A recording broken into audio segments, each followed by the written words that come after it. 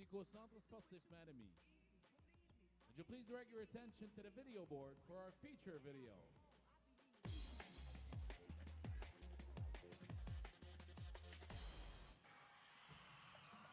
The rules of wheelchair basketball are broadly similar to basketball. It is semi-final day at the Mattamy Athletic Center, part of Maple Leaf Gardens in Toronto, a building that has hosted some huge battles over the years. Today, wheelchair basketball takes the spotlight, a battle between two nations who are usually friends, but for the next 2 hours, they will be grappling for a chance to go for gold. It is the semi-final game between Canada and the Netherlands here at the Mattamy Athletic Center in Toronto, Ontario, Canada. Now, Canada beat Australia yesterday in the quarterfinals. 63-47 was the outcome of that one, obviously in favor of Canada. The Canadian team's looking for their 7th unprecedented podium finish. And the Netherlands, they beat China 65-52 yesterday. They're looking for their first world podium appearance in this championship, in this tournament rather. Now, I spoke to head coach Bill Johnson before the game for Team Canada. I asked if nerves were a factor. He said they're always a factor, but you take that and you turn it into something positive on the court. It's something they address before every game, but they said they have nothing to lose from here on out. They can only go higher and higher in this tournament. He said the keys for them will be to be aggressive on defense, maintain composure, and focus on their defensive to offensive transition. Now, I also spoke to the head coach for the Netherlands. He said they're feeling good coming into this one. They need to focus on their own game, especially offensively, and they need to really stick to their own roles defensively. So with that, I will send things over to the broadcast booth to Tim Frick and Rob Snook. Thank you, Adrian. And Adrian has just done an outstanding job this week, Tim, with all of her work gathering information. Every game she makes sure that she talks to one or both of the coaches to gather the information, gather the facts, so that we have the scoop, the story on what's going to happen and what is going to happen today. That's the question. We've got a battle of the Netherlands, the reigning European champions, and Canada, the team that has won this tournament on several occasions before. I believe we're at 3 or 4 world championships for Canada, and you were behind, in front of the bench, I suppose, in basketball for many of those. Yeah, well, we did win in, we got the bronze in 90, and then 94, 98, 2002, 2006, the gold, and then 2010, the bronze. So Canada has been on the podium for a couple of decades plus. Today, though, it'll be all about the matchups. And we're going to see our Rick Hansen difference makers. It's going to be 100% about the matchups. It's going to be Beyer, number 15 for the Netherlands, matching up against Jana Mclaughlin for Canada. It'll be Inga Houtsing matching up against Cindy Wallet. It'll be Cher Korver battling Katie Harnock. And then after that, it'll be the duo of Visser and Oosterban battling up against Jamie Jules and Tracy Ferguson. And when you go down the list, it's very, very interesting. Both teams shooting 48% for the tournament. Canada maybe a slight edge, but really nothing to write home about in terms of assists. 117 for the tournament to 113. Turnovers, the Netherlands a little stingier with the basketball, only 40 turnovers to Canada's 59, but arguably the games against Peru were games where you likely not going to turn the ball over. When we look individually, Jana Mclaughlin, number 2 in scoring, Mariska Beyer, number 4, 132 points for Janet for the tournament, 121 for Beyer. When it comes to Cindy Wallet and Inga Houtsing, Wallet 94 points for the tournament, Houtsing 99, Harnock and Korver, decided edge there for Canada, 92 points for Katie Harnock for the tournament, 44 for Korver. When it comes to the offensive boards, Beyer getting 3 per game, Jana Mclaughlin 2.5. Defensive rebounds, though, a completely different story. 16 for Jana Mclaughlin per game, 8 for Beyer. And when it comes to assists between Inga Houtsing and Cindy Wallet, 7.67 per game each. So we are looking for some very exciting matchups there. In terms of coaches now, we'll see how they match up when each team makes a sub. So it is Team Canada in red. It is Team Netherlands in orange. They'll be actually wearing their white jerseys. Historically over the years, Canada has really had the edge, 7-1 against the Netherlands in major competitions, but this really is a different Dutch team that has been preparing differently the last few years. Absolutely. The addition of Gert van der Linden as the coach of both the men's and the women's team really has made a difference. The Dutch team now centralized, training full-time, year-round, really looking great shape compared to what we may have seen in the past. It started in 2012 when they were in London. They looked really good. They surprised a lot of people. They dropped a game that they probably shouldn't have dropped because of a chair problem. One of their star players, obviously Bayer, not able to play in that one particular game, and that was against Australia, and that threw the entire pool into a three-way tie. So here today, it'll be not only a clash of two incredible wheelchair basketball nations, but a bit of a clash of colors, Rob, as we have the Canadian team in red, the Dutch team in their white home uniforms with the orange trim. Soaking in the atmosphere here at the Mattamy Athletic Center, and we hope to get more and more fans. Tip off in just a few minutes' time, and if you're anywhere in Toronto within 10 or 15 minutes, you can still get here and not miss much at all. Otherwise, tell all your friends to tune in to sportscanada.tv. Catch the broadcast anywhere in Canada, anywhere around the world, and our partners, cbcsports.ca. Lots of viewers on both of those places from literally over 60 countries worldwide watching the broadcast. And what a great thrill it is to be part of this event and to watch world-class basketball. And I think maybe today a little bit less nervousness, possibly. I mean, it's so, when you're in the quarterfinals, in the back of your mind you have that feeling that if we don't win this game, we're not even going to battle for a medal, and the shoe may drop on our program or things like that. Whether you're from Canada or Netherlands or Australia or USA, any one of those countries, you've got a little bit of fear, but all of a sudden you're in the Final Four. It's a different story. That's right. There's 4 teams, 3 medals, so it's a lot easier. In fact, it'll be even easier in tomorrow's games, especially the gold medal games. So speaking of partners, though, Rob, we have a moment to thank the Ontario Trillium Foundation, supporting initiatives in the province to build healthy and vibrant communities, and they supported the schools program, which reached over 100 schools, and also the Canadian Paralympic Committee, whose vision is for Canada to be the world's leading Paralympic nation. Their goal is to help our athletes here and other Paralympic athletes across Canada reach the podium in Rio 2016 and beyond, and in doing so, they hope to inspire all Canadians to get involved in sport. And stay tuned for our premier partnered Sunrise Medical Quickie Player of the Game and the Player of the Game interview right after the game. Interesting to see how soon either of these teams go to their bench and how deep they go onto their bench. There we see the starting lineups. Nothing has changed for Canada throughout the tournament other than the game that Tracy Ferguson was hurt and didn't play, but everything else has remained the same in terms of starting lineups. You add up those numbers, you can only have 14 points on the floor. And I'm sure there'll be no surprise when we see the Netherlands, and there it is. Huitzing, Visser, Oosterban, Korver, and Bayer. So that will be the matchup to start the game, but I expect we'll get a few substitutions throughout the game, of course, as the coaches need to replace players for a variety of reasons or perhaps change tactics. As we see Team Canada getting ready for this. They've had a good tournament so far, so have the Netherlands. So really it's 2 teams colliding here, are both on really positive pathways with not only their teams here, but their programs in the country. And we see the referees, Rob Bill Kurtzy from the USA, Celine Viard from France, and Max Kinderwatter from Germany. So a good representation there of international referees. Team Canada in red.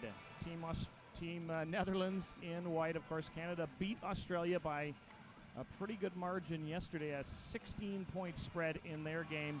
well. The Netherlands a little closer than a lot of people expected, just a 10-point win over China, and yet it was pretty obvious they still were the better team. We're underway, semifinals at the World Championships. Cindy Ouellet.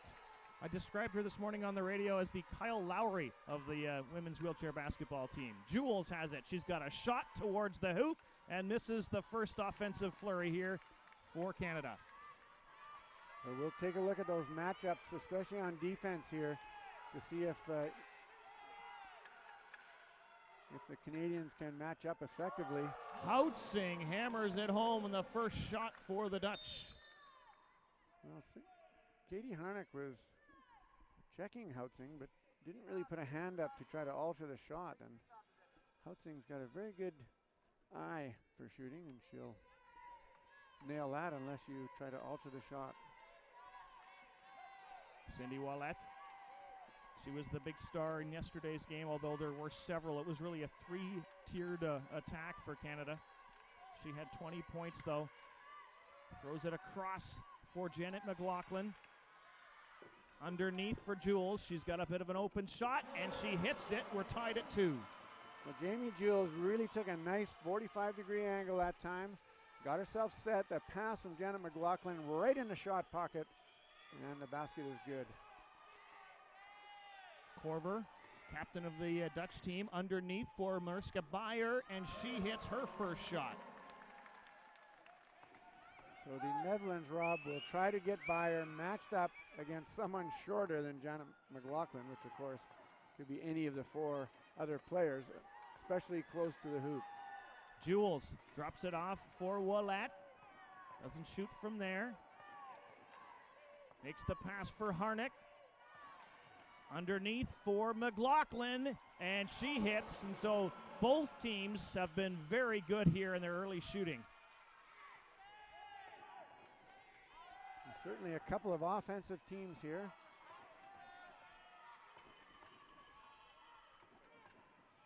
Dutch on the attack again. Mariska Beyer lobs it back for Houtsing. She fires one up. That time is a bit off the mark. McLaughlin throws one way down the floor for Ouellet, who's got all the time in the world and makes no mistake, just like in practice. Well, Cindy Ouellet really anticipating that one extremely well. And Jana McLaughlin with a nice left-handed hook pass off the rebound. Houtsing cutting right in, and she goes off the glass and in, and 4 points already for Houtsing. Well, a very clever little pick by Cher Korver. She managed to tie up a couple of Canadian players, opening up that lane. McLaughlin taking the pass from Jamie Jules. Janet McLaughlin has been nothing short of excellent for Canada throughout the tournament. Switches places now with Ouellet. Drills a pass across for Harnock. Back it goes for Ouellet. Takes a long shot off the rim. Rebounded by Canada. Ferguson and McLaughlin working together. The pass for Harnock. Heads on the baseline. Now back to the top of the key. Underneath it goes for Ferguson. Hook little pass for McLaughlin. Little fade away, and that one just won't quite drop. 6-6 tie. Just about 3.5 minutes in. Beyer is a little short on her attempt at a second basket. And quickly, Canadians fast break out with Ouellet. Cindy Ouellet on the baseline, curling. Wants a little better angle. Flings a pass across for Harnock. She'll put a shot up. Bounces into the hoop. It goes, and Canada has got an 8-6 lead. So we've got a short stoppage in play here as the referee asking Coach Vanderlinden to stay in the coaching box. There's a line mark there, and not really allowed to step on the court. Well, and it's even more of a reason than in able-bodied basketball, because the wheelchairs take up a lot of space. And I've seen a few times where a referee has to literally dodge out of the way of the chairs.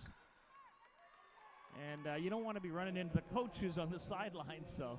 Well, Cindy Ouellet picks up a foul there. She was a little bit indecisive as to whether she should jump out on Houtsing or switch under, and the result was a foul because she was a tiny bit late. Korver Across it goes for Visser. Korver. Outsing rather. And her long shot comes up a little off the mark, but a brand new shot clock for the Dutch. Outsing being watched by Ouellet. Nice little pick run by Oosterbaan, and that works the ball free for Cher Korver. Tie game. First basket of the game for Korver. Ouellet does well to handle the long, hard pass.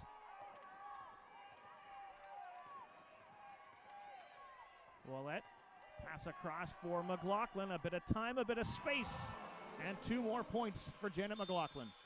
Well, we've talked about it throughout the tournament. Despite her prolific scoring, it could be ultra prolific if she were to take just that little bit of time as she did there, Rob, every time she shot. You can't always do that, but certainly in that case shows why it works. Inga Outsing right into the key and just makes no mistake and give her 6 points already. We've got a 10-10 tie. And Ferguson, the Toronto native, born in Richmond Hill, not too far from about 20-25 minutes here from the Mattamy Athletic Center, in good traffic, which it wouldn't be on a Friday afternoon. Obviously great for Tracy to play at home. She's got the ball now. Curls, looks, long pass, not what she wanted to do, and it basically landed in the lap of Visser, or Oosterbaan rather. Outsing, Oosterbaan, Korver. Still 10 seconds on the shot clock. Outsing from outside and hammers again. 8 points already for Inga Outsing. The Dutch have a lead. Well, they're shutting down Beyer, but Outsing, you need to really get a hand up. Tracy jumped out on that one, but didn't really get the hand up. Another giveaway by Canada. Korver walks right in and gives the Dutch a 4-point lead. Ferguson back down the floor for Canada. Wily veteran of the team. Still in the starting lineup too. Very impressive for Tracy Ferguson late in her career to be shining the way she is. That was not a good attempt. I think that was a pass actually to Janet, and it hit the rim, and I think we're going to have a timeout here. Beyer hits. Team Canada. Well, they had a lead, and all of a sudden it's a 6-point deficit. So a little bit of momentum there for the Dutch team as Canada struggled a tiny bit with their passing. Turned the ball over a couple of times. Really unforced errors. And Canada will need to adjust their tactics on the press break, pass a little bit quicker. And one of the things that works really well is when players pick for each other, make the other team make a decision, and eventually, of course, they will make the wrong one. Our Sport That Moves You official partners, Variety Village, which is where Tracy Ferguson spends and has spent much of her life. Toshiba, leading innovation. The City of Toronto and the City Host City Showcase program, and the Hershey Company. We thank Variety Village, Toshiba, the City of Toronto, and the Hershey Company for being our Sport That Moves You official partners. Well, Tracy spends a lot of time training there. And she is one of the products of a fantastic basketball program run by Steve Bialois out of Variety Village. Our Rick Hansen difference maker the other day, Rob. Absolutely. Well, that facility's been making a difference in people's lives for decades. Long pass to Harnock from Ouellet, but she's being hounded by Beyer now. Won't get a chance to shoot. Beyer just wants to strip the ball away. Canadians under 5 seconds on the shot clock, and Ouellet shooting from way on the outside. Not working, and so the Dutch have a chance to go up by 8 now. Beyer fading away, dropping it home, and it is an 8-point lead. That was a tough shot for Beyer. She's a long way out, but Ouellet up against Korver. Harnock comes in. Underneath it goes for McLaughlin. Does a great job to get herself in position. And Jana McLaughlin's got 6 points. Well, it was a nice back pick by Team Canada to create the numbers advantage, and McLaughlin weaving her way into an open area. Inga Houtzing just walks right in unhindered and just nails it. 10 points already for Houtzing, the 40-year-old veteran. Plays like a 25-year-old.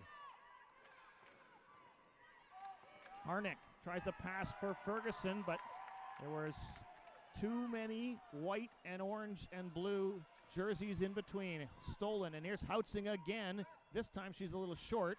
Harnock comes up with a rebound. Finds Ouellette with the pass. Canadians organized, trying to get something rolling here, down by 8. Ouellette puts it off the glass and rebounded by the Dutch, and here comes Houtzing. Ouellette trying to chase, and here goes Houtzing. This time she's short, and McLaughlin sets up for the rebound.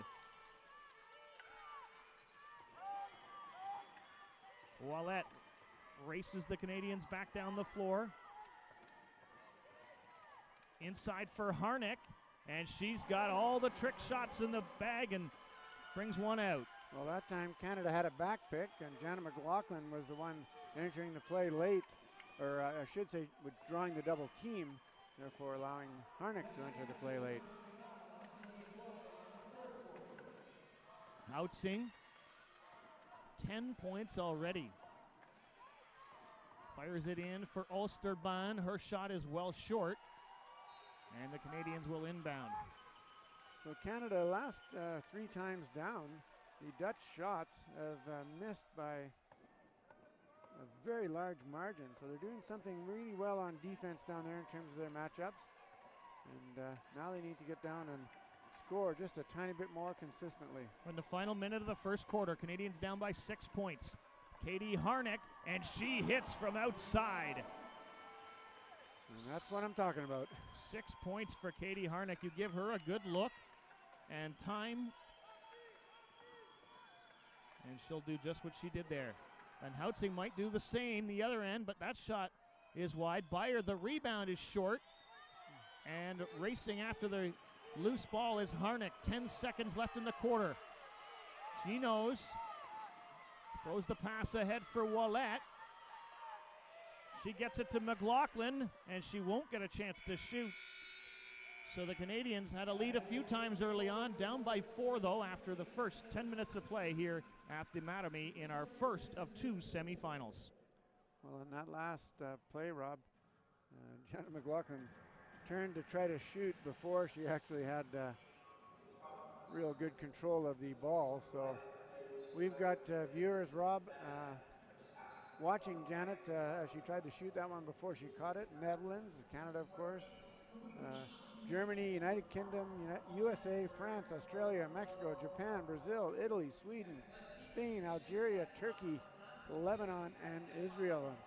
Hello to all those folks around the world enjoying this broadcast on sportscanada.tv.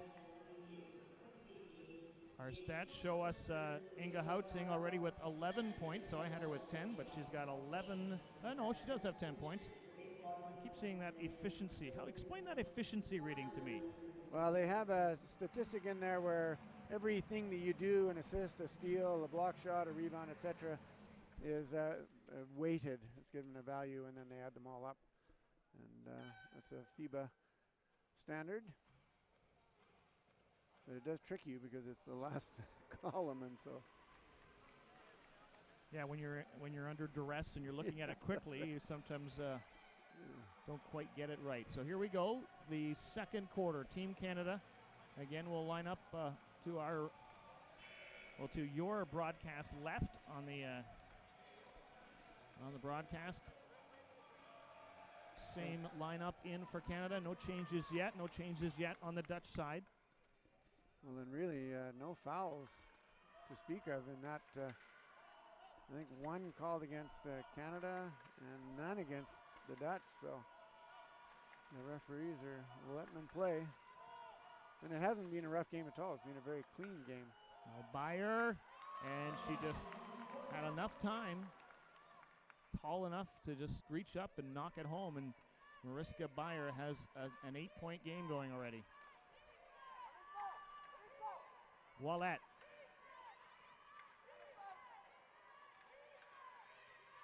McLaughlin comes in now. Ball goes to Harnock.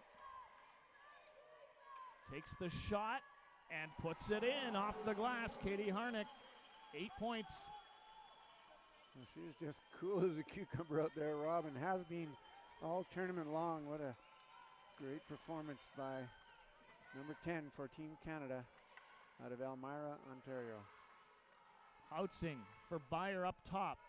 Now Corver. Way back for Houtsing. 4 seconds on the shot clock. And I believe that was a 3, but it was off the mark.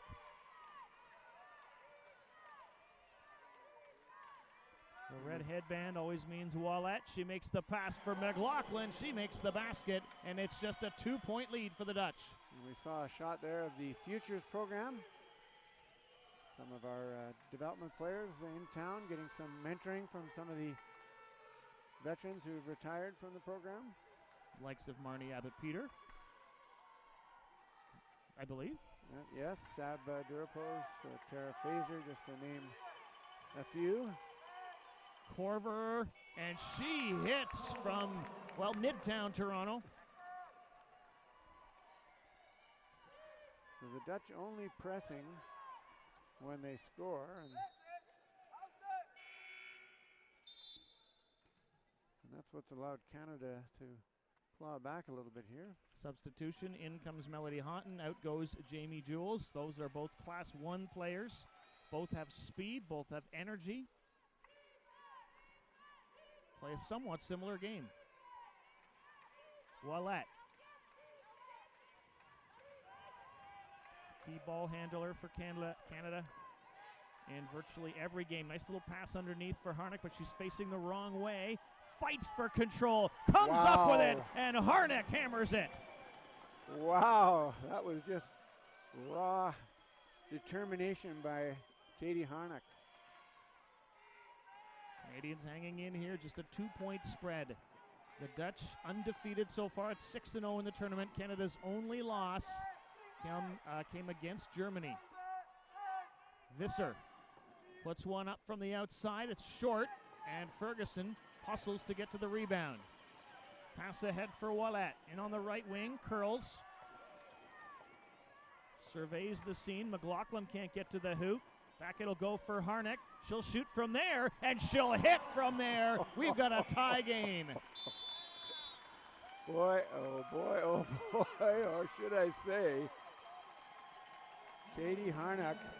Again, you know, last night I called her the magician because she just can score from anywhere. She can create shots out of absolutely nothing. And that time, top of the key, she may as well have just backed up an inch or two and it would have been a 3. Wow, what a performance by Katie Harnock. Katie Harnock tried out wheelchair basketball on her driveway when she was 10 years old, started playing on a team in the Kitchener area for the first time when she was 13. And, well, she's been playing ever since. Plays for the Sheffield Steelers. And that's, I believe, 12 points for Katie Harnock. It is indeed. And that is half of Canada's output as they tie the score, Rob, 24-24. Very nice job by Coach Johnson to figure out how to break that press.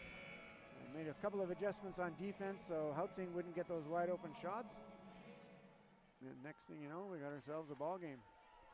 Canadian coaches Bill Johnson and Mike Broughton in close discussion as the game goes on. The head coach of the Dutch team, Gert Vanderlinden, and his assistant, Irene Sloof. And it's a 24-24 tie inside the pass intended for Visser. We've got a foul against Canada. It looks like Melanie Houghton is going to get that foul. Indeed. It looked like she was the one being hooked by the time we heard the whistle, but I was watching the ball. Oh my gosh, nobody checking Corver. And so now it'll be a shooting foul fouls on Katie Harnock. A little bit of a lapse there by Team Canada on that inbounds play. Corver has been very good from the foul line throughout the tournament. This time it rolls off. We've got another substitution coming. In for the Dutch comes Van Bergen, Barbara Van Bergen, and out goes Rose Oosterban. So both substitutions, the one for Canada, one for the Netherlands, really not changing the matchup situation at all. Basically the same position and the same style of player. Ferguson's got time, and she hits now. The Canadians getting scoring from all over the place. All of their starters have scored. And now it's a 26-25 Team Canada lead. Inga Houtsing cutting into the corner, curls back, pass across for Corver. Outside, underneath for Beyer, and the little fadeaway, that's hard to stop. Well, she was squared up perfectly to the hoop with her shooting shoulder. And despite rolling backwards, still had a good opportunity to aim. Cindy Wallet slings the pass across for Harnock. Trying to find a mismatch here. Well, there was about to be a huge mismatch, and so Cher Corver decided it was time to stop the game for a moment, and she fouls Jana Mclaughlin. Yeah, smart play by a veteran.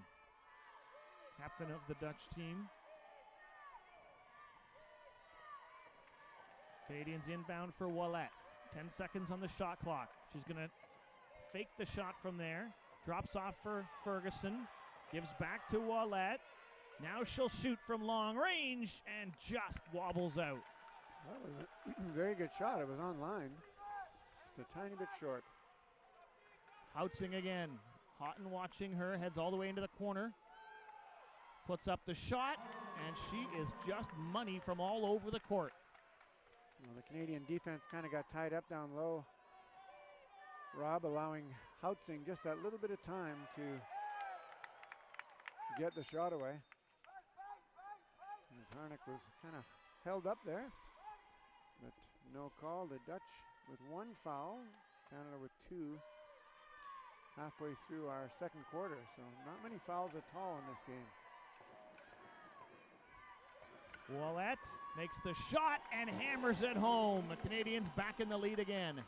Well, neither team seems to be at all interested in getting a hand up to try to block a shot or distract the shooter, as Corver just sat there and allowed Wallet to calmly drain it.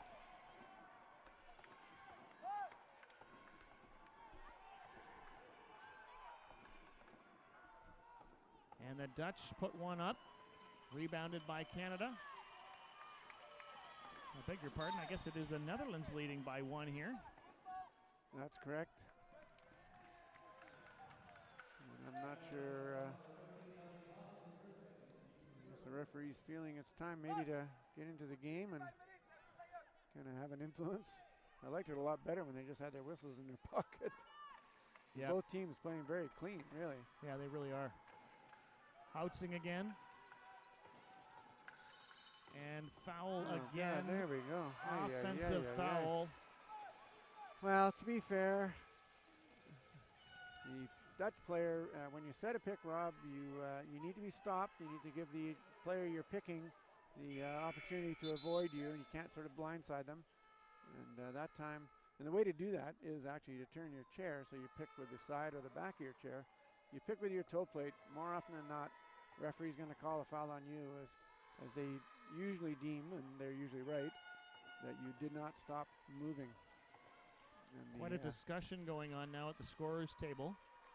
And Max Kinderwater there listening to Coach Van der Linden, who's giving him a bit of advice on officiating. I'm sure that's appreciated by a player who won the gold medal in '92 at the Paralympic Games. Do you think a referee ever appreciates getting advice from a coach, player? Maybe there's a few. I'm not sure what the heck is going on here. Well, Bill Johnson doesn't know either. It was an offensive foul, and both a Canadian and a Dutch player waiting to inbound the ball. I'm not sure I have no idea what these referees are doing, you know. Well, we believed it was an offensive foul against the Dutch. Well, I have no idea, and I believe they have no idea, so somehow it's Dutch ball. And so here they go with Beyer, and she just makes no mistake in the midst of all of that turmoil and puts it home. Know, and the referees have got to look at the foul count. It's 4-1 right now. A game between two evenly matched teams like this, the foul count should be exactly the same.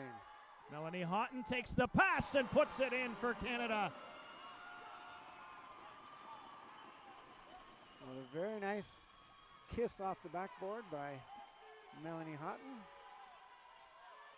She's known more for her defense, but she has been working very hard on her attack of late. Corver, Van Bergen, and her first attempt is off the mark. Ferguson leads back out for Canada, the 6-time Paralympian. She's also competed at the Paralympics in track and field. She's got some speed. And now Ferguson takes the shot, and McLaughlin wasn't quite in a spot to grab the rebound. Canada had a 5-on-4 opportunity there, and I think they kind of rushed things a little bit. Corver, and the pass, the shot rather, is off the mark. Canada with another 5-on-4. We'll see what they do this time, whether they have the patience. Ouellette slings it a pass across for Harnock. It goes off her fingertips and out.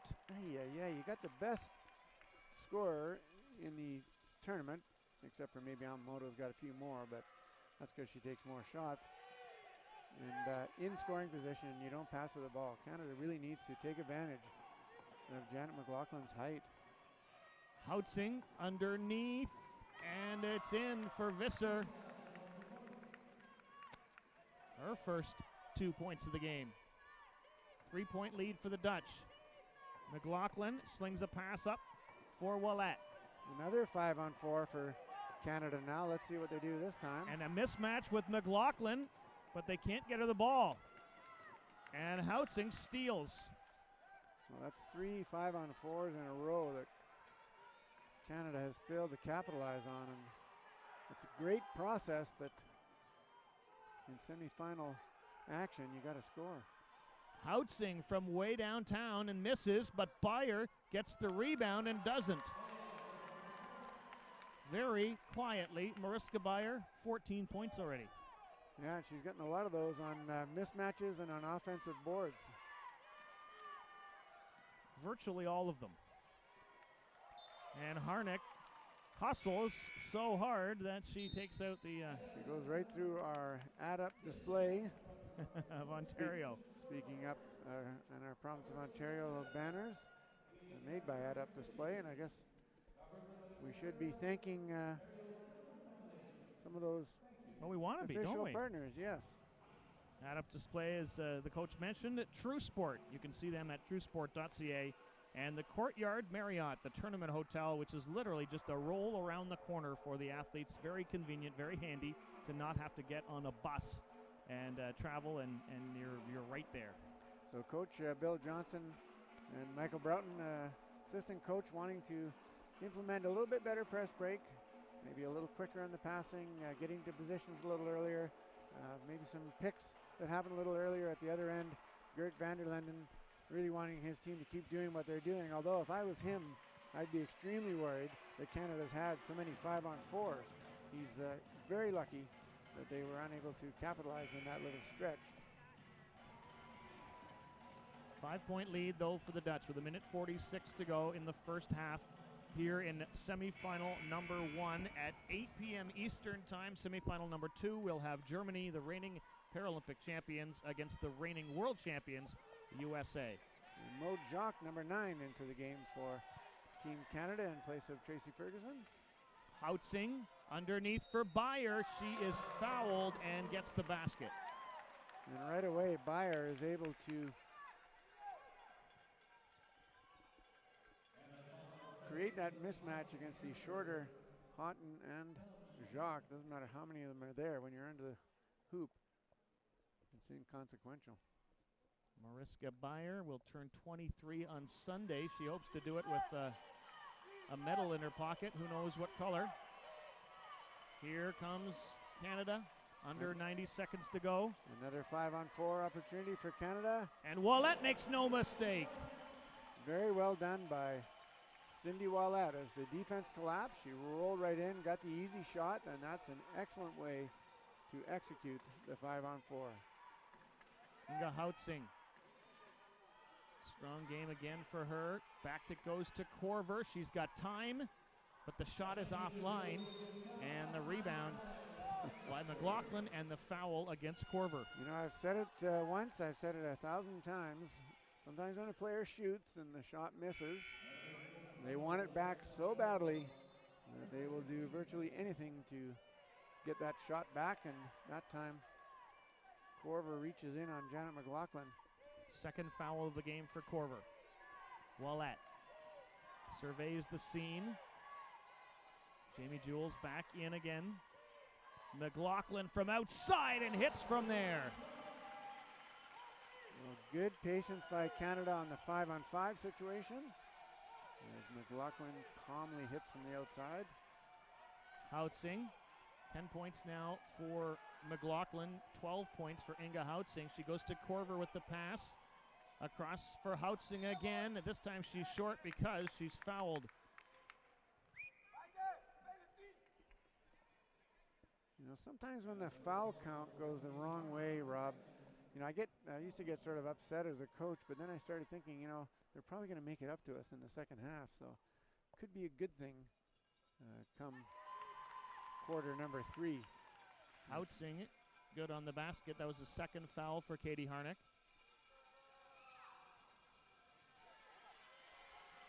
And Janet McLaughlin with the rebound. We're in the final 24 seconds of the first half. Canada down by 4. Here comes Ouellette off the glass. Oh boy, and long. Harnock the rebound and knocked out of her hands by Houtsing. And no foul on the play. Well, Ouellette was definitely fouled when she shot that one. And Houtsing right back down the floor, and that one drops. And that's going to do it for the opening half, as the Dutch, instead of having their lead cut to 2, now have a 6-point lead heading into the locker room. Well, that was a little bit of a miscue there by Ouellette to take that shot with so much time left in the game clock. She was fouled, so it was a bit of a miscue by the referee not to call it. It would be nice to get a couple of calls actually somewhere along the line here, but regardless, Cindy shouldn't have shot that one. She should have waited, set up the offense, got the last shot to guarantee that the Dutch wouldn't go in with that. You know, it's a potential 4-point swing. You know, could be 38-36 right now, and 2 points a lot easier to overcome than 6 points.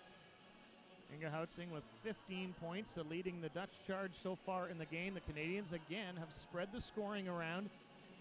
6 points for Cindy Ouellette and 10 each for, I make it 12 for Katie Harnock, and 10 points for Janet McLaughlin. So strong. That's kind of what Canada wanted to do. And maybe the difference in the game is Mariska Beyer and her 16 points.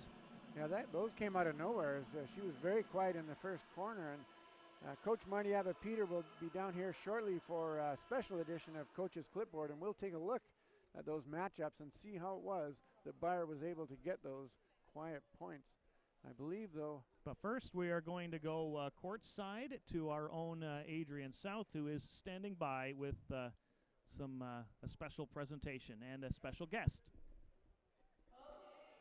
Thanks, guys. I am here with Mackenzie Sloden from Team US. Now, you have a big game coming up against Germany shortly. How are you feeling? We're feeling pretty good. We played them a few times this year, so we know it's going to be a tough game, but I feel that our coaches prepared us with a good game plan, and we put in a lot of work over the last few months, so I'm feeling pretty confident. What are some things that you've been talking about heading into today? What are you going to be focusing in on this game? We just need to focus on playing our game and not getting caught up too much in the moment. You know, this is a semifinal game and it's kind of a big deal. So we kind of have to use that to give us energy, but not get too frantic on the court. But when we do that, I think we'll have success. Are nerves something that you talk about? Do you address that in your pregame talks or anything beforehand? Not really, because everyone deals with it in a different way. For some people, it's a good thing, and for other people, not so much. But we all have different routines before the game, and by the time the game starts, everyone's in the right mindset. So that's a good thing. So what's it mean for you to be playing here in this tournament?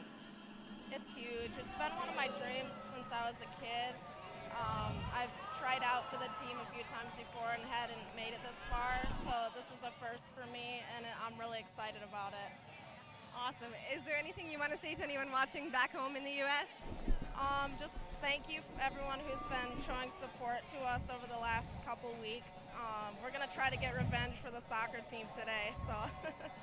All right, well, thank you so much. Best of luck tonight against Germany. I will send things back to Tim and Rob in the booth.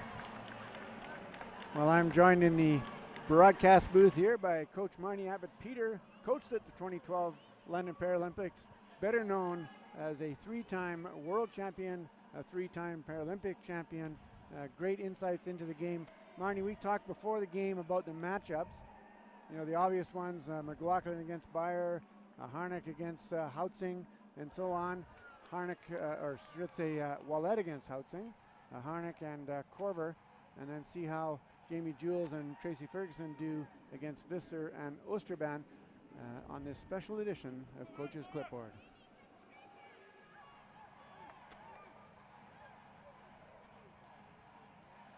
So we're going to see a few clips here where we're looking for those matchups. And this time nobody matches up on Inga Houtzing. She's really come out strong in the first half here, and she did it last night as well. She looks to get those outside shots, and there you can see Beyer matched up down low with Ferguson and Ouellette, and you know, really that's what she's looking for, is to get those height mismatches and take advantage of that. That's correct, and that time McLaughlin, helping with Beyer, allowed Houtzing to sneak in. Here the Netherlands do a great job of picking to create that mismatch, and then they hit the open player on the offside. Canada's really focusing their defense on Houtzing and Beyer, and so the offside's open. Again, you see there Kover get an open look because Canada's defense again focused on the other two threats. So this time we've got the height mismatch. And class, so that's tough on Katie Harnock to guard up like that. And this time on the other side, Beyer up against Melanie Houghton. And if you're that close to the key, Marnie, the mismatch really works in favor of the taller player. Certainly Beyer does a great job of looking to where those mismatches are and going away from where McLaughlin is. She doesn't want to be matched up against her. There's a good example there of a great mismatch opportunity. Jamie Jules against the much taller Beyer, but she got the ball in time to make a great layup. And even though she is matched up against Beyer sometimes on the offense, McLaughlin's still able to shoot over top of her. So yeah, we're not even worried about that matchup. No, I don't think so. McLaughlin can definitely shoot over here. Here we're looking at Harnock shooting up against Beyer again. Beyer tendency to sag a little bit, not going to want to get into foul trouble, so she'll sag off those outside shooters. And that time in the screen, matchups really don't mean anything when you're sitting in a screen and nobody checks you. There's McLaughlin again up against Beyer, a little fadeaway shot that's really an easy basket there for McLaughlin. And this one by Katie Harnock, what can you say about this? This is just pure guts. Got three Dutch players around her, wrestles the ball away, and goes up for the magician, shot. as you've been calling her this week, and she just showed some of her tricks there. And right there, Korver failed to get out and match up against Harnock, allowing her that open shot. So Canada's really getting the looks they want, I think, here in the first half. Tracy Ferguson with a nice little shot rolling over the foul line there. Really great if they can get that secondary scoring from Ferguson, Jules. Melanie Houghton came in the game, scored a basket. You know, great job by those players in doing that. That's right, and we saw that last clip where Korver didn't even put a hand up on Wallet and allowed her to shoot that. So even if you've got the matchup you want, you still have to play defense. Yeah, and I think Canada's doing a good job here in the first half. They're keeping their composure.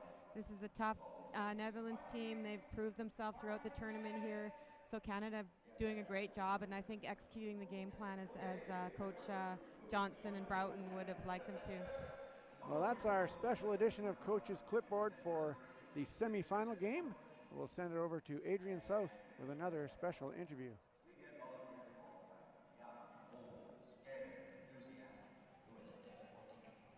Thanks, guys. It is time for our Toshiba Twitter segment. Now I have some tweets to read. I don't know if you can see them on the screen behind me. There is one from P.A. Hamilton that just came in that said, "Go Team Canada, you're an inspiration to us all. Never give up, never give in." We have a tweet from Hetty Bach that says, "Good luck to Team Canada and to Team Netherlands at the semifinals of the Women's 2014 Wheelchair Basketball Championship Worlds." There is one, I read it earlier, but there is one from the Toronto Raptors that says, "Good luck to Team Canada at semifinals of Women's World Wheelchair Basketball Championships." And we have another one that was posted earlier by Jamie Jules that I think is really, really nice to share. It says, "Clear eyes, full hearts," and that's Jamie Jules from Team Canada. And we want you guys to tweet in your messages to the players, comments, questions to @WCBBallCanada with the hashtag 2014 WC Basketball. So keep those tweets coming in and we will read them throughout the rest of the evening. And I will send things back to Tim and Rob in the booth. The Pan Am Games are coming. Get involved. Pan Am Games as a volunteer. Over 20,000 volunteers are needed in the summer of 2015. Don't miss out. Sign up at toronto2015.org. Further support and follow more of the computer. Want us to go now? Or? Yeah, sure. Well, wise words in our Coach's Clipboard / Coach's Corner segment with you two fine minds. And I didn't just get a chance to hear everything that was said, but are you both in agreement on what you would do if you were the Canadians, or is there a little discrepancy about how you might approach this? No, I think we're both quite pleased that Canada is doing a lot of things well. Yeah. And there's a couple little things they need to straighten up in terms of their matchups. And once they do that, everything will be fine. And after that, it just comes down to execution. And you know, it's the individual players then have to come through big time for their respective teams, and we'll look for the Canadians to pull that one off. And Rob, tomorrow, prior to the gold medal game, we're going to have a special panel, so we'll be going to air it a little bit earlier. A special panel, Nick Zeltzing, the coach of Team Germany. Yep. Mike Frogley, the coach of our academy here in Canada, and of course, known worldwide, really needs no introduction. They will be presenting a preview to the gold medal game tomorrow, so we're going to take it up to another notch. Everybody out there watching in those countries around the world, make sure you tune in a tiny bit earlier tomorrow to get Nick and Mike's very special insights into the final game. Well, and we've been passing on the stats from the first half, and I don't think any of them are big surprises in the sense that Houtsing has 15 and Beyer has 16 for the Dutch, and McLaughlin, Harnock have 10 and 12 points respectively. Cindy Willett has 6. But here is a bit of a surprise for you, Coach. Points from turnovers. Look at the difference here. 14 for the Netherlands, 0 for Canada. Well, that has been, that was the edge that the Netherlands had in the tournament coming into the game. And that edge has shown up a little bit here. Canada turned the ball over a few times. Unforced errors, too. So that's kind of a good thing from a coaching point of view, because you can correct those sort of things. And hopefully coaches Johnson and Broughton, I guess if you're a Canadian fan, will correct those prior to the game resuming here. And Rob, I'll take a moment, I suppose, to thank a couple more of our sport partners. The province of Ontario, pleased to support an event that removes barriers to exceptional athleticism and promotes the realization of personal goals and dreams. The province of Ontario, of course, as we see the Ontario Trillium Foundation graphic there. Province of Ontario, a separate sponsor, a partner alongside the Ontario Trillium Foundation. The birthplace to James Naismith, the inventor of the sport of basketball. And the Trillium Foundation, of course, supporting initiatives in the province that build healthy and vibrant communities. And also like to thank Sport Canada, the Sport Canada hosting program fostering an inclusive sports system that promotes physical activity, sport participation, athletic success, and active living. And we've got a lot of great partners there. Nice to see them recognized on screen.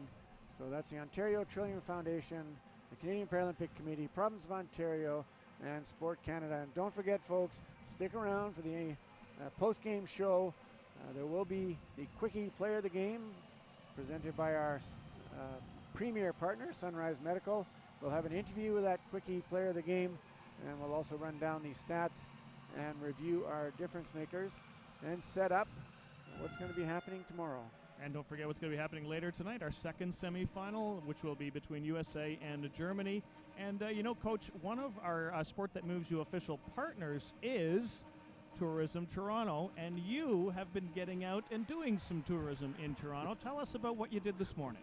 That's right. I should have given my photos. Anybody that follows me on Facebook probably seen it already. But today I rented a kayak and down in the harbor, paddled over to Toronto Islands, spent a bit of time contemplating today's game.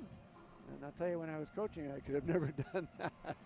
So great. It's a great place to go. All kinds of families over there, tons of tourists over there.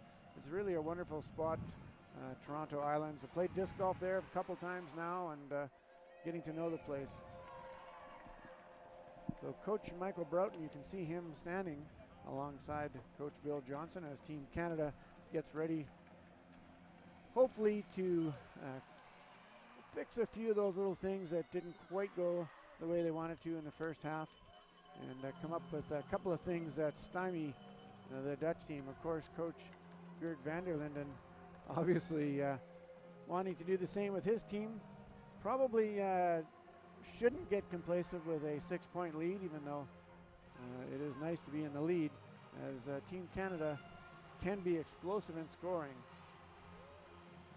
Last time these two teams met at a major tournament was at the Paralympics in London,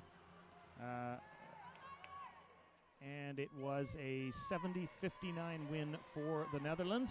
They went on to take the bronze medal. Long shot to start the second half by Jana Mclaughlin, comes up short. Well, a wide open three is a good shot in my opinion. Houtsing on the other end, pretty much the same. She had a wide open two. And so both teams starting a tiny bit flat here, although.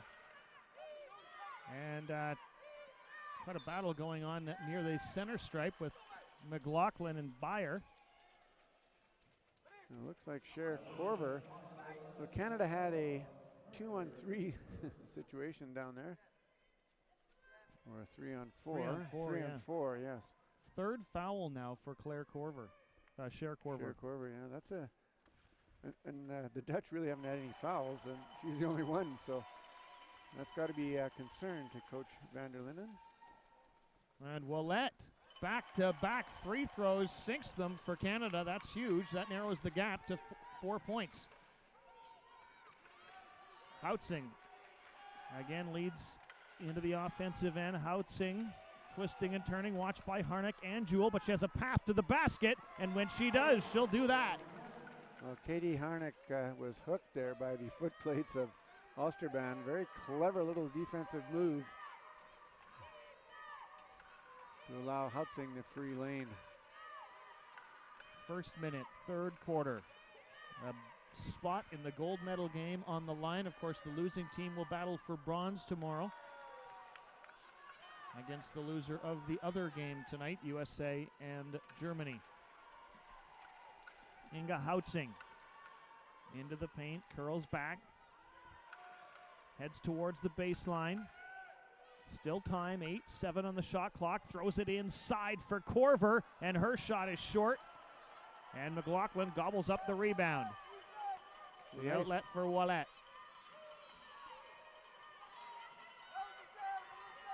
Canada with another 5-on-4 opportunity. And it's McLaughlin, and she's good, and it's a 4-point spread again. So patience in the 5-on-4, Rob, really the key for Team Canada.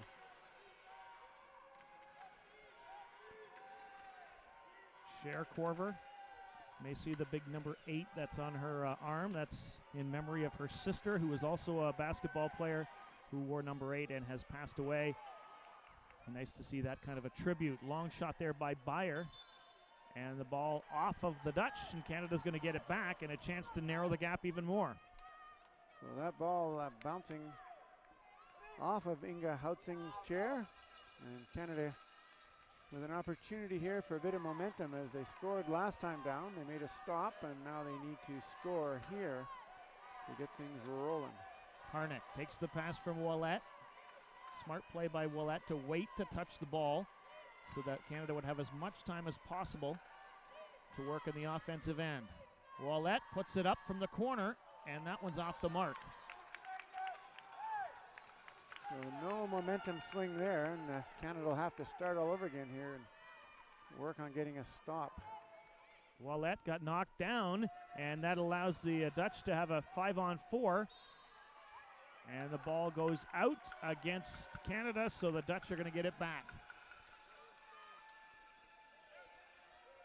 Well, the Dutch catching a little bit of a break here as they had a player advantage and a lucky bounce. Mariska Beyer in for Cher Corver. 3 fouls on her, remember, in the game. In for Beyer, and she makes no mistake. When we talk about matchups that time, Ouellette was caught between Corver and Beyer. She kind of went halfway, and there's enough room for Beyer to sneak in. Katie Harnock, 6-point gap, Canada down. Now McLaughlin spins, 5 seconds on the shot clock for Harnock. She'll shoot one, and that one's long. And the rebound collected by Corver. Houtzing. McLaughlin trying to grab it. Up ahead it goes for Visser. Pass finds Osterbahn. And now Beyer, and she is fouled. Or somebody's fouled. I think that foul's going to go against Tracy Ferguson down in the low block. So Mariska Beyer indeed was fouled. She's got 16 points in the game.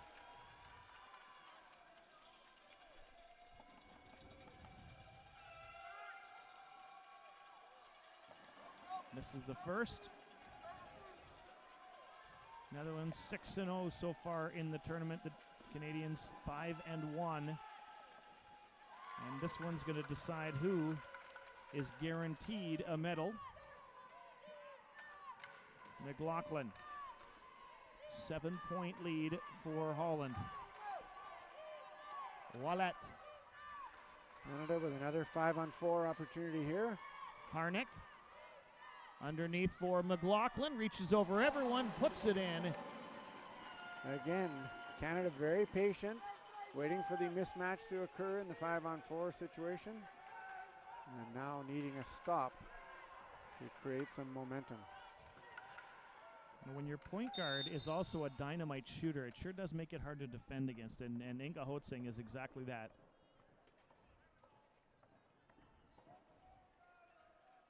No foul on the play, just a player down, so everybody's back upright. Well, Tracy Ferguson down in the key, and when that happens, the play is typically stopped. Houtzing. Underneath for Osterbahn. That shot's no good, but Corver gets the rebound. Brand new shot clock again for the Netherlands. Houtzing. And it goes for Corver, racing in for Osterbahn, and no good, and McLaughlin gets the rebound, and then she is fouled by Visser. Well, not in my house, says Jana Mclaughlin as she grabs that board with a sea of Dutch hands around her, and then Visser backing in as McLaughlin attempted to dribble out of that situation. Heads up play by McLaughlin as she's been doing a great job of passing off the rebound, but that time recognizing a chance to get something going by dribbling.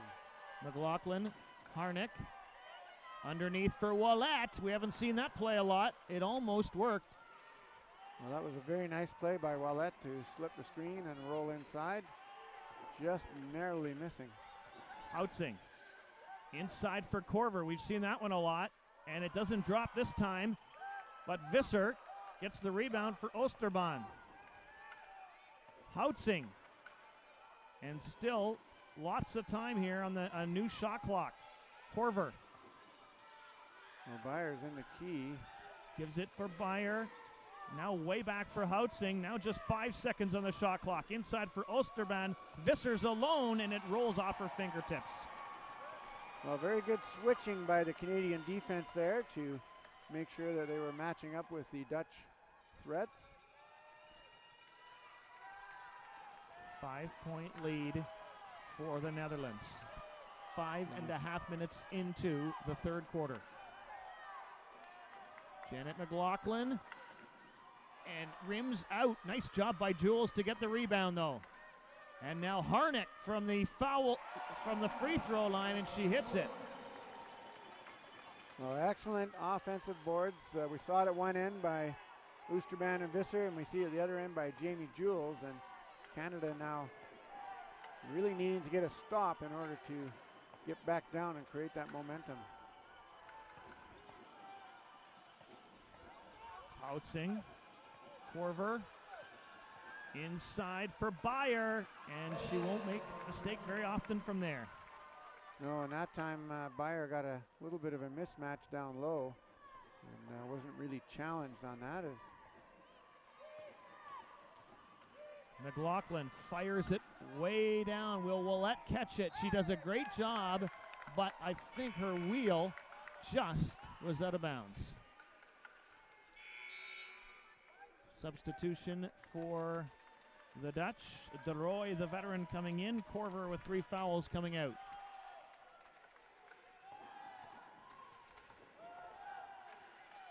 They may have dodged a little bit of a bullet because she's had the 3 fouls for a while. I think so, and De Roy not quite as good a shooting range. Wow, 3-pointer, and that is a backbreaker for Inga Houtzen.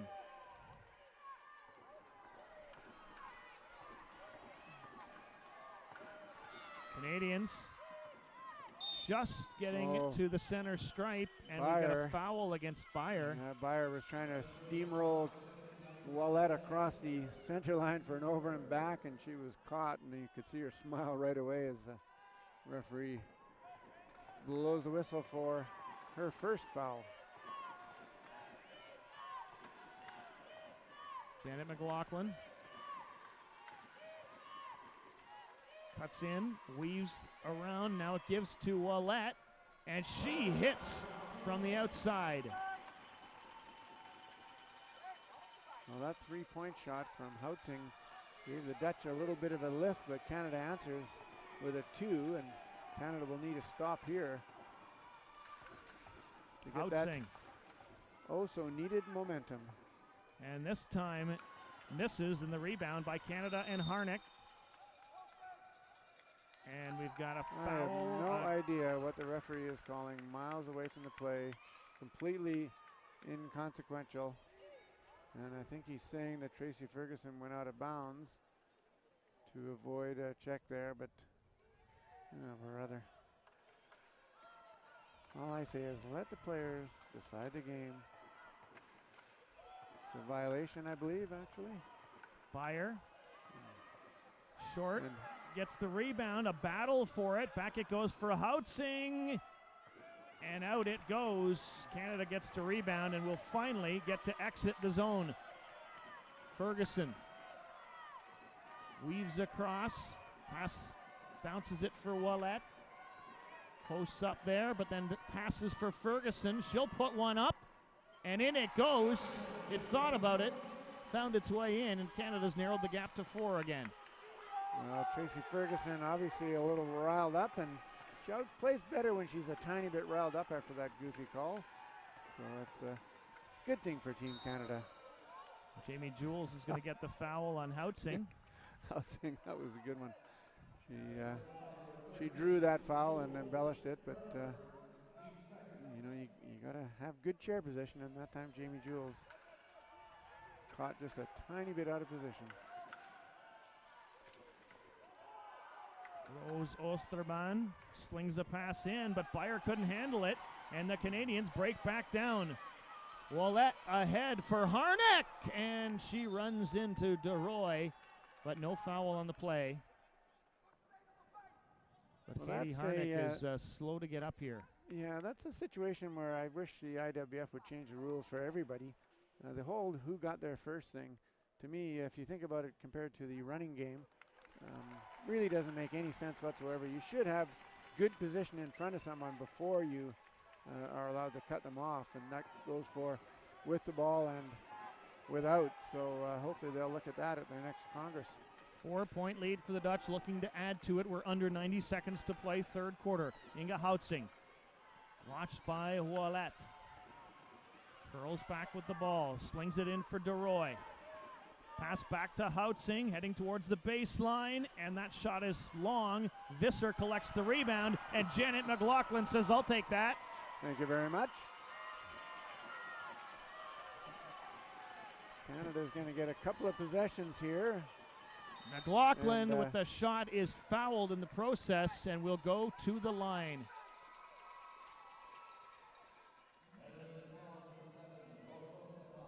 And it's a couple of shots here for McLaughlin, so she'll have a chance to try to narrow the gap.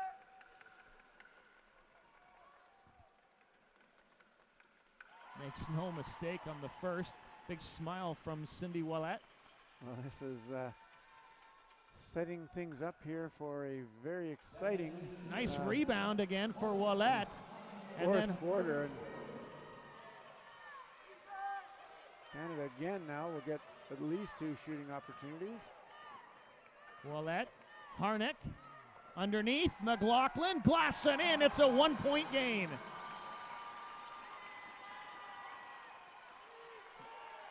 And there's about a 10 or 11 second differential between the game clock and the shot clock, so Canada may have a chance for last shot here. Houtsing underneath for Bayer. She's got it, and she gets it. So Jana Mclaughlin fires a pass ahead for Ouellette. Under 10 seconds to play in the third quarter. The lead is 3 points. Harnock shoots a long 2 and hits a long 2. It's a 1-point game after 3 quarters. Wow. Great play by Team Canada down there. McLaughlin slipping the screen the play before, getting a layup. This time Katie Harnock from really downtown Toronto, nailing that 2 after Bayer had come back the other way for the Dutch. And Canada setting themselves up here to make a run at the Dutch team as the fourth quarter is only moments away. And Rob, I'll thank a couple more of our official partners, the Sport That Moves You official partners, the Rick Hansen Foundation, of course, Rick, the honorary chair for this particular event. Adidas, we're all decked out here at the score table in Adidas, very stylish Adidas gear. Sports Canada. We look good. Oh yes, sportscanada.tv doing a great job of broadcasting these games. CBCsports.ca as well, our partner in the broadcast, and they will be the host broadcaster for the 2015 Pan Am Games, which will be the basketball portion at least will be held here at the Mattamy Athletic Center. One of our sponsors, Coca-Cola Canada, of course, Variety Village, and we're seeing a replay of that shot by Harnock from downtown, and the Dutch team kind of content to let her take that one, but Katie Harnock, when she's dialed in, she'll make it from anywhere. She's known as a three-point shooter in the college leagues and in her on her Sheffield team over in the UK. So 17 points in the game for Jana Mclaughlin, 16 for Katie Harnock, and 10 for Cindy Ouellette. On the Netherlands, 23 for Mariska Bayer, 20 points for Inga Houtsing. And Houtsing with the ball now. Fourth quarter underway. Houtsing, long shot and in. Well, Visser again, she's got her, this time it's Visser, got her foot plates in the back wheels of Tracy Ferguson as she tried to get out on the shooter. And technically, I suppose, that's a foul, but if you can get away with it, it's a wonderful defensive or offensive play. Cindy Willett has the ball for Canada. Heads towards the hoop, and the rebound grabbed by Ferguson as Janet McLaughlin went tumbling to the floor. And so did Cindy Willett, so the referees hopefully will let the players decide this one, and so far, nothing goofy, Rob. 3-point lead for the Dutch. And this is Deroy, Carina Deroy, the 24-year-old from Hullenberg. And Hutzing now. Watched by the veteran for Canada, Ferguson, inside for Beyer, and she is fouled by Willett, says the referee. Well, when I was a coach, Rob, I used to always hope that in the fourth quarter, if you're going to call a foul, it would be a real one. And it's got to be really obvious to everybody that it's a foul, and that one was a little sketchy. DeRoy in and out, and the rebound goes off of the Dutch. And Coach, one stat that's interesting, we talked about 14-0 points off turnovers for the Dutch in the first half, only 3-2 in the third quarter. So Canada tightening up their ball handling, and they'll need to do more of that in this fourth quarter. Down by 3 points, Willett, top of the key, gives for Harnock. DeRoy on her, back it goes for Willett. In for McLaughlin. Does she have an angle to shoot? She does, and she's good. 18 points for Janet McLaughlin. Make it 19 points for McLaughlin. DeRoy, Houtzing from long range. That time it rattles out, and McLaughlin, the rebound, has a chance to set up Willett. To the glass and in, and it's a lead for Canada for the first time since the first half, and a timeout coming for the Dutch. Well, a very quick timeout called by Coach Gert van der Linden. You get 3 timeouts in the second half. Coaches like to save 1 or 2, or sometimes, depending on the coach, 3 for those dying moments if it's going to be a close game. And this is a close game, but van der Linden not liking what he sees as Canada's got a little bit of momentum going. Of course, the crowd behind Canada as well. So when Canada does something good, it sounds way better than perhaps it really is if they were playing in a gym back home. An empty gym. An empty gym, yes. Yeah. And we've got a great crowd here tonight for this very important semifinal matchup. And the semifinals are the games that I love the most as a coach, because it's the one time when you're forced to coach in the moment. If you start thinking ahead or you get a bit beyond yourself, trouble happens. But when you coach in the moment, good things happen. At the end of the game, you look up at the board and wow, you're in the gold medal game. Now, I thought you said yesterday you love the quarterfinals, or did you say you should love the quarterfinals? Well, you got to love them all. Nice steal by Janet McLaughlin. I love that interception by McLaughlin. So Canada already with a lead. Katie Harnock slows things down. 10 seconds on the shot clock. In for Willett. Slings a long pass for McLaughlin. She'll shoot from the corner, and she'll hit from the corner. 21 points for big Janet McLaughlin. And Mariska Beyer playing defense at the top of the key looked a little bit lost that time as Canada able to swing the ball over to McLaughlin. 3-point lead now for Canada.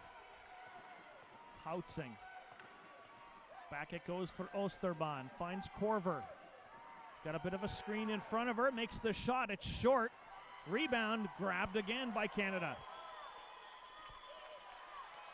And again, Willett, you can tell, slowing things down, saying to everybody, calm, calm. She works her way in, off the glass, and a beauty for Willett. Well, Willett put everybody to sleep there with that nice little change of pace move, and that just exploded to the hoop. What a great individual effort by Cindy Willett. 5-point lead for Canada. Houtzing trying to do the same. Underneath for Beyer, and a foul against, I believe, Janet McLaughlin. Beyer's going to get the and one. Well, it seems like every time a Canadian player comes anywhere near a Dutch player under the hoop, the whistle goes. Nothing doing down the other end is because we're 2-0 now on fouls in the fourth quarter.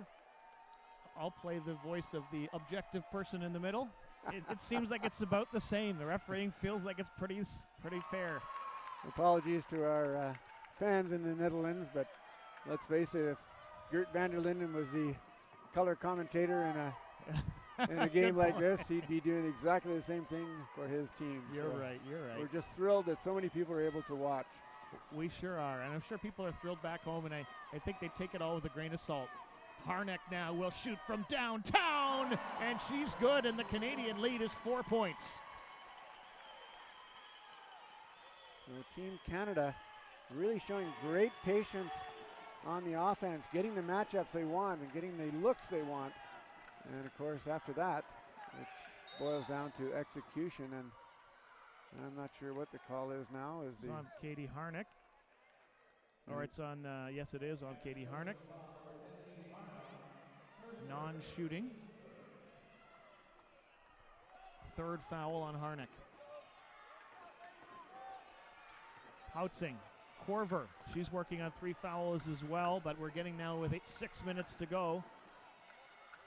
Houtzing, Ferguson on her, trying to slash her way in, can't get through, and puts up the shot, and it doesn't go.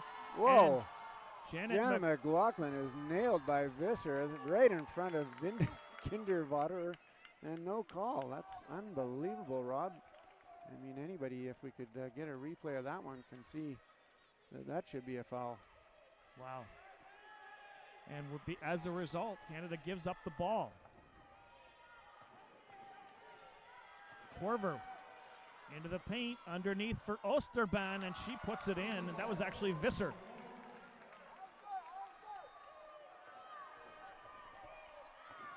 McLaughlin fires a pass ahead for Ouellette. 3-on-3 as the Canadians work their way back in.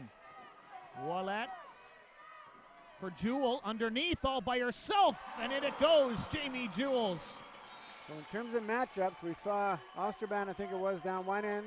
The other end, Jamie Jewells returning the favor, so great execution by both players from both countries. They're lower down in the threat order, Rob, and that's exactly what you want on defense, but you got to make the other team pay, and both players doing just that. 4-point lead for Canada, just over 5 minutes to play, and a 3-pointer. And boy, that does a lot to the lead. It's just 1 now as Houtzing hits from right near the CN Tower. And a steal by the Dutch, Corver. And we've got a foul against Ouellette.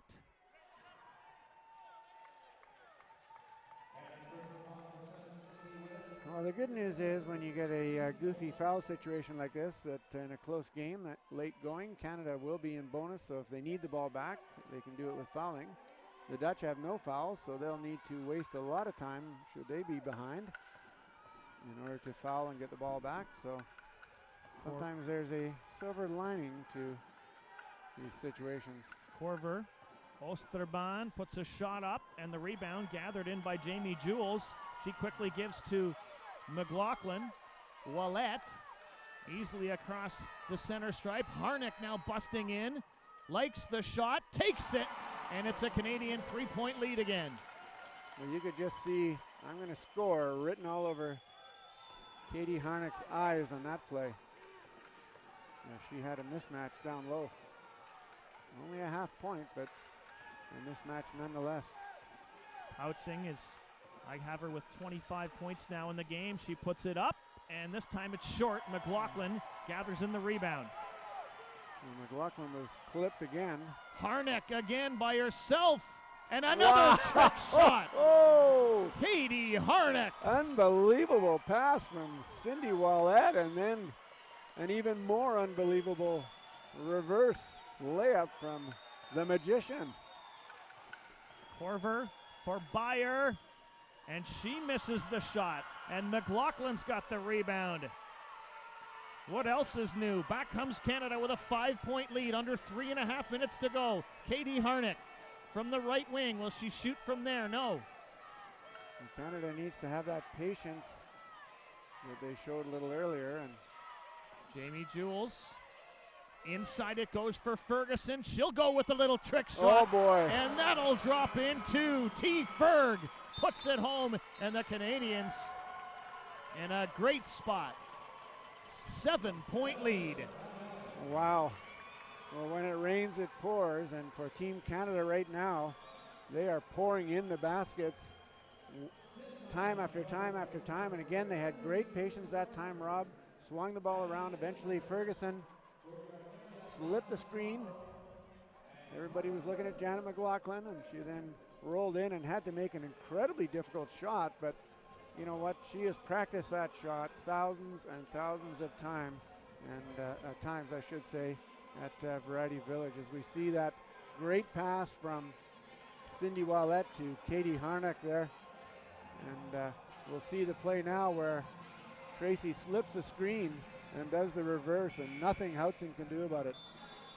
And the Canadians have had several players scoring who you maybe wouldn't think are the high. Jules has put some in here, points in the second half, and Ferguson, and then of course the big three with Harnock and Wallette, and McLaughlin, who's been great on both ends, rebounding and scoring at times as well here in the second half. Well, it's a very high scoring affair as well, Rob, and we will see how this thing winds up. 3 minutes to go. Houtzing. Osterman left alone, gives to Visser. Her shot is off the mark. McLaughlin the rebound. Quick ahead for Ferguson to Harnock. Slings a pass for Wallette. So Canada, oh, there's a Jules intentional is down. dump. An intentional dump, and the Canadian team asking. And you know what? I'm sure that the Dutch would love to have some fouls now so they can get the ball back. So this situation, we'll call it, is really working in Team Canada's favor now. So as I mentioned earlier in the broadcast, that sometimes there's a silver lining to these things, and right now it's going Canada's way. Tracy Ferguson, the veteran, and it goes for McLaughlin, and she hits, and Team Canada's got a 9-point lead under 2.5 to play. So time is going to be a factor here for the Dutch, and they better not let Inga Houtzing shoot from three-point land. Or she'll hit like that. And boy, that cuts into the lead in a hurry. It's just 4 points. 28 points for Houtzing now. The clock does stop after every made basket from here on in. There's another one, Wallette for Canada. So hopefully Canada now will recognize that Houtzing is going to be shooting threes all the way along here. And they need to get out, and that one's a 2. No, it was a 3. So they need to do a better job of stopping Houtzing, and a quick timeout called by Coach Bill Johnson to 31 points now for Inga Houtzing. She's got 6 on back-to-back three-pointers. Well, she takes the ball up the court. She's not even looking to pass to anybody else. She's only looking to shoot. And so Team Canada, I'm sure, discussing that situation right now as Houtzing seems determined to get her team back in the game. But again, the Dutch, if they foul, they will not. And there's that shot that was, I thought was a 2 that was signaled a 3. And we'll hopefully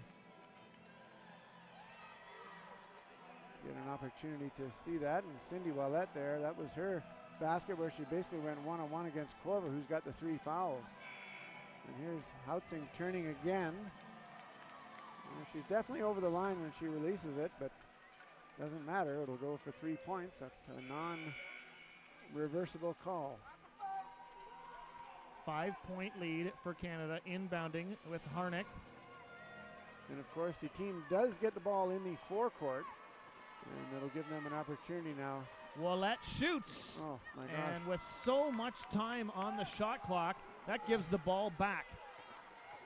Houtzing underneath for Beyer. Double threat for the Dutch. She gets her own rebound and finally puts it in on the second attempt. So Just a 3-point lead now. Canadians ahead for Ouellet. And a foul against Houtsing. she clipped Jamie Jules from behind, and that'll be the Dutch first foul of the entire fourth quarter. And a minute 19 to go. We'll see if Canada uses the shot clock here. They've got 18 seconds with which to get a good shooting and scoring opportunity. Katie Harnock has the ball, native of Elmira, Ontario. Gives it to Jana Mclaughlin, Vancouver zone for Harnock with the shot, and it bounces in and out, but it won't stay.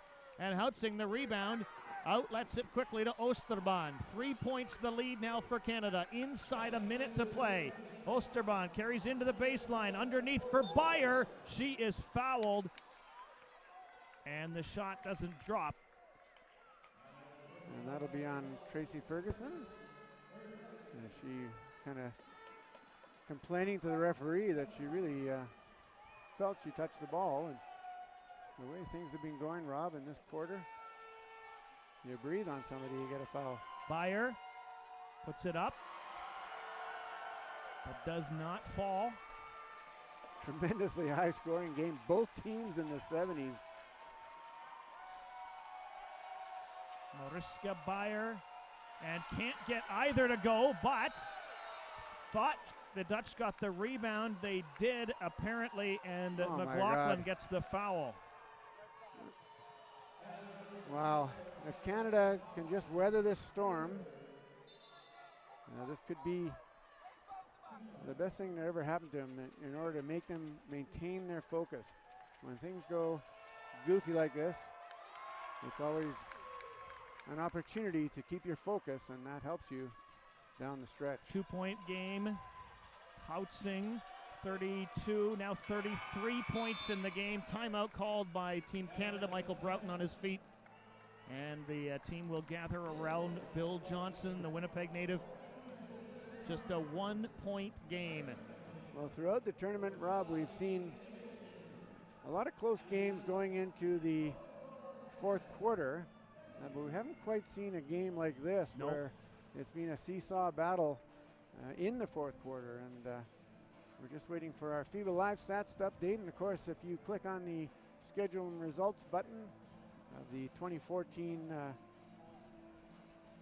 wheelchair basketball event website, you'll be able to click on the box score and take a look at what we're looking at right now. We're looking at Canada's stats. McLaughlin has 23 points, 22 for Harnock. Cindy Ouellet has 16 points. And on the Dutch side, Houtzen. 33 points. Wow, what an outing for her. And Team Canada here, hopefully will show a bit of patience and get a good scoring opportunity. The Dutch shouldn't be afraid to foul because they've got a couple of fouls to give. Katie Harnock with the ball. Heads towards the baseline. Still has it. Doesn't seem to want to shoot. 15 seconds on the shot clock. Now to Ouellet. Top of the key. Little head fake. Little shot. That's short. But McLaughlin gets the rebound. New shot clock. Puts it up. It's way short. And Canada could have used another 20 seconds. Back comes Mariska Beyer. Throws it back for Houtsing. Jules is on her. So is Ouellet now. Houtsing in for Oosterbaan. Throws for Korver. Path to the basket. She puts it in with 9.8 to play. And a timeout called by Canada. Well, that's the benefit of saving all three for the end, as Team Canada now will have 9.8 seconds, Rob, to put in a play and score 2 points. To go to the gold medal game. And boy, the games don't get any closer than this, as the Dutch are now up 74-73. But Canada doing a nice job of shutting down Houtsing. But in terms of the matchups, we go down the line. Beyer shut down, and Korver wide open there. So Canada's going to, of course, inbound in the offensive end. And they will have just about 10 seconds, 9.8 to work. And this is going to be for a shot at goal. Janet McLaughlin now in quite a discussion with her teammates, particularly talking with Tracy Ferguson. And we see that last play where Corver managed to spring free in order to put the Dutch ahead. Now Canada will have that same opportunity. All right, buckle up, folks. Here we go. Katie Harnock's going to inbound for Canada. Gives it to Ouellette. Clock is ticking. Now Harnock. McLaughlin trying to get free. Ferguson, it goes to McLaughlin. Takes the shot. Oh my goodness! 0.8 seconds left, and Canada's got a 1-point lead. Goodness. The Dutch will have 0.8 of a second to regain the lead. Coach van der Linden calling a timeout. He'll get an inbounds play in the front court. You can bet that it's going to be a catch and shoot. It has to be a catch and shoot because we are at 0.8 of a second, Rob. That is awful tough. Canada now heading out to set up on defense. They'll work hard on there, and we'll see this replay here is Jana McLaughlin. This is just pure athleticism. She's a long way from the hoop. She squares up and she drills it, and you can see her fist pump jubilation as Team Canada can't wait to get on the court and play defense. And most players don't like playing defense. They love playing offense. But right now, every single player on the Canadian team absolutely loving the opportunity to play defense. And everyone here at the stadium on the edge of their seats, Rob. Just 0.8 seconds for the Netherlands. Oosterbaan's going to inbound. You got to think they're going to try to get it to Houtsing. Maybe Beyer, but who knows? There's the pass. It goes to Beyer. Shot. No! Canada is heading to the gold medal game with a 75-74 win over the Netherlands. Well, I am absolutely speechless. Beyer with a fantastic effort to get that shot off. It just goes off the back side of the rim. And Team Canada keeps their hopes for gold alive, returning to the gold medal matchup. And we'll see who that will be upcoming here, Rob. And for the 7th straight World Championships, Canada is going to go home with a medal. It'll be either gold or silver. A monstrous effort over the Netherlands. Jamie Jules and Maud Jacques. You can see the emotion in Team Canada. You know, they got the bronze in 2010, thought they were on an upward climb, struggled in 2012 at the London Paralympics. A lot of work to rebuild not just their strategies and tactics and personnel, but also the team cohesion, the team chemistry, and you can see a very disappointed Dutch team, but they've got nothing to hang their heads about. If you'd have told Coach van der Linden before the game, you're going to score 74 points, he would have taken that any day. Unfortunately, Team Canada, Rob, scores 75, and it'll be extremely interesting to see who the quickie player of the game is going to be. It would be hard to not choose the game-winning shooter or the game-winning scorer, Jana McLaughlin. But it would be hard not to choose Inga Houtsing either, because she was magnificent in this game for the Netherlands. She scores 33 points, 8 rebounds, 5 assists, and you know, either way you just can't go wrong. A very jubilant Team Canada heading to the gold medal game at home. What a thrill that's got to be for all the players, all the coaches, all the staff, all the supporters, the ones that are here in the Mattamy Athletic Center, and of course the ones watching at home. Well, you get the ball in the hands of your best player with the chance at the winning shot, and Janet McLaughlin makes no mistake about it. Well, I'm pretty sure that the Canadian fans that we see, Calgary Rollers, Edmonton Inferno, former national player Laurie Radke, Kendra O'Hama right there, giving hugs to the Canadian team. They've been there. They've been in the gold medal game. They've won gold medals. And for them to be able to watch their teammates, the next generation, head to that gold medal game, Rob, well, I can't imagine the feeling. And there's some faces on the Dutch side. There's Coach Abbott Peter. Fighting tears. There's Marnie Abbott Peter, and Jamie Jules is going to get a big hug. Well, the Dutch team, Rob, I mean, just an unbelievable performance. I mean, 74 points. I mean, that is absolutely, we're going to have to check the record books to see if that is the highest cumulative score ever in a World Championships game. I don't recall one that high. And Team Canada still celebrating over there. And the Dutch will go to the bronze medal game. They haven't been on the podium for a while, but they will certainly regroup, I'm sure. Tomorrow come out with another excellent performance and do their best to win the gold medal or the bronze medal for their country. Canada now going to do the best for the gold medal. Well, I don't think we're going to get a Quickie Sunrise Medical Quickie Player of the Game, but we are going to get an interview with the player who scored the game-winning basket for Team Canada in this 75-74 win. Let us head courtside to Adrian South. Thanks, guys. I'm here with Jana Mclaughlin. She had the go-ahead basket, I guess you call it, and to get the win, how are you feeling? This is a fantastic feeling. I mean, anytime you play a great team like the Netherlands, they're a fantastic team, and to win a one-point game like that in a semifinal feels fantastic. But yeah, we're going to enjoy it for a little bit, and then we got to move on. We got another one tomorrow. So, what went through your mind? I mean, the last 20 seconds of that game when you scored that basket, what was going through your mind at that moment? Not a whole lot. There are things you practice, and I concentrate on the front rim when I shoot, and so that's all I try to think about when I'm shooting. And that was kind of what I was thinking about then, not the time, there's no time for that. So, what do you do to prepare for tomorrow?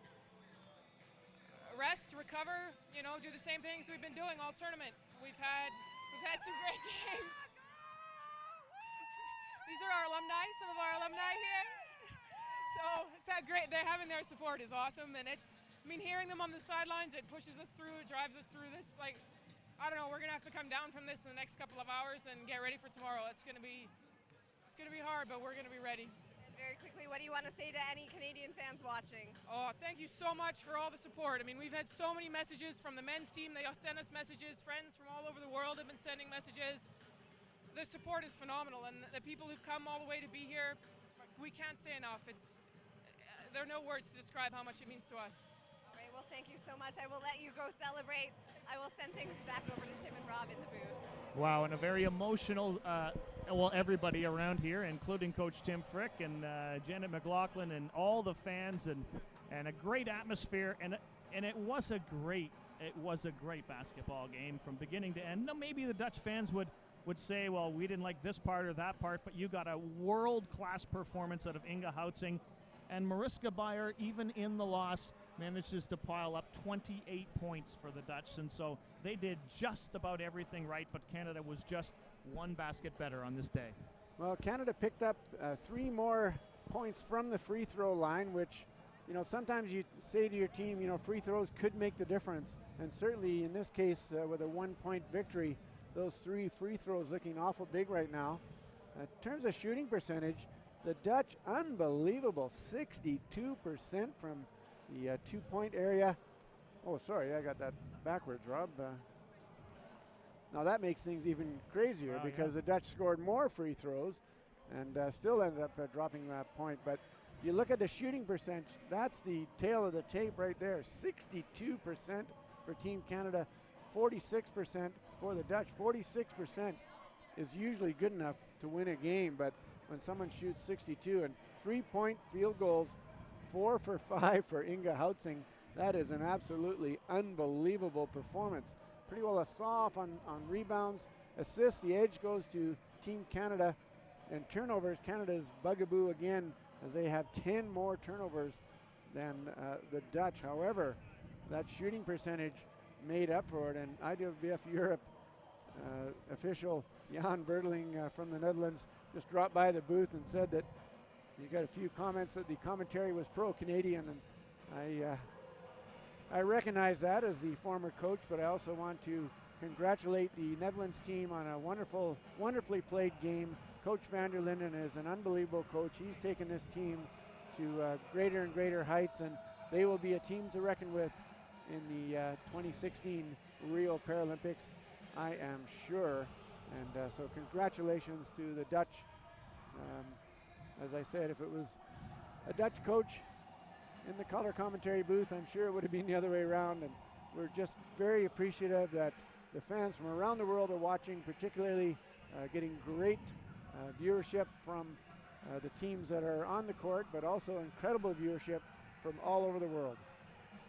Well, that's the story of this semifinal. We've got another one just around the corner. It's Team Canada winning 75-74 over the Netherlands. Both teams will head to medal games. Canada will go for gold. The Netherlands will go for bronze. So Houtsing and Holland were heroic, but McLaughlin and the members of the Maple Leaf Nation did it and pull off the win. It's Canada and the Netherlands in a classic. The Canadians win it and will head for the gold medal game. On behalf of our entire team, we'll be back in just a short time with our second semifinal. My name is Rob Snook for Tim Frick and Adrian South. So long for now.